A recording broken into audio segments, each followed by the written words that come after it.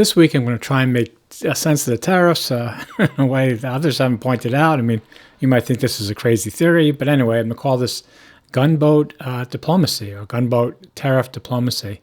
And keep in mind, the following is a thought experiment. So this isn't exactly what I think or anything, but just food for thought. So how easy is it to replace entrenched businesses in the U.S.? I think that's how you have to think about it. I want to make clear that I don't think like Trump or these people are thinking about the plan the way that I'm describing it. They simply just go about their day thinking, hey, how could I exploit this business? How can I make some money?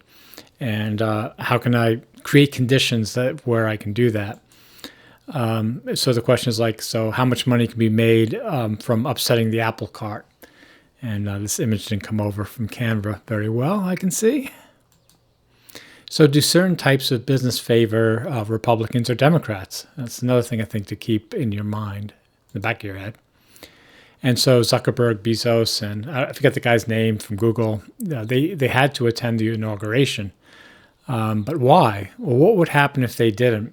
I think that's something, I have my theories, but I'm not going to say. And sorry to be crass, no one protested what happened to poor Americans until it affected their 401ks. So, and keep in mind, this is all food for thought. So, sorry, cynics only beyond this point.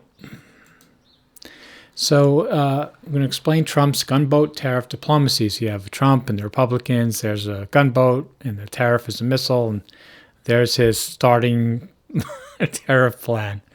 And it's funny that people try to explain, well, these numbers are wrong, or it's based on this, or it's faulty logic. I mean, again, these people aren't thinking in logic in that way. They're simply thinking, this is sort of like fracking in oil wells. They're thinking, how do I get the gold? I mean, and they're not like, oh, a little bit to the left, a little bit to the right, let's a little bit. No. They're just blowing everything up. They're going to start from there. Just like a gunboat. A gunboat isn't going to, when the Europeans went to Asia, they didn't say, oh, we're going to bomb this little business over here. No. They just strafed the shore. So the new game is destroy current reliance of businesses on World Trade Organization foreign trade. Excuse me. Adjust tariffs for those countries who promise to give preferential treatment to Republican or Democratic Party donors. And then give pay-to-play businesses first looks into where tariffs are going. So, like Netanyahu's coming from Israel to kiss, the ring, and Israel's tariffs will get lowered, right? So if you know that ahead of time, that helps. The winners will be those who play this game, assuming it works, and assuming the Democrats, once back in power, don't reverse it. But they didn't after the first Trump term, so yeah.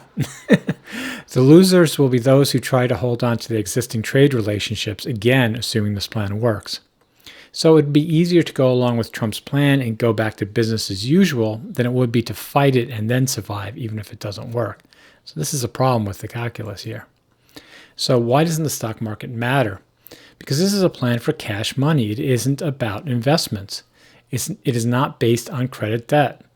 That the Fed will have to lower interest rates is, well, ironic. So Trump's approach has always been transactional cash. Profits come from buy-ins, not ongoing equity wealth. I think, again, this is a slight difference between the Republicans and Democrats. Those involved will use crypto to further evade regulations. So why can't big business fight this? And I sort of mean, anyway, I'm not going to say. Because their growth is over. They're hamstrung by mountains of debt. And Trump gets what the average American doesn't. Like the mergers and acquisition bankers of the 1980s, he senses when destruction is more profitable than business as usual. And Fareed Zakaria said, oh, well, Trump's thinking about the 1960s and, when American manufacturing was strong. No, I don't think that was what the playbook that Trump is looking at. He's looking at the playbook of the M&A bankers of the 1980s, which I'm sure he wanted to be part of. So the big questions, will the public riot? Will civil war break out? Will world war expand, move the battlefield from trade to military conquest? Or will it just peter out? I don't know.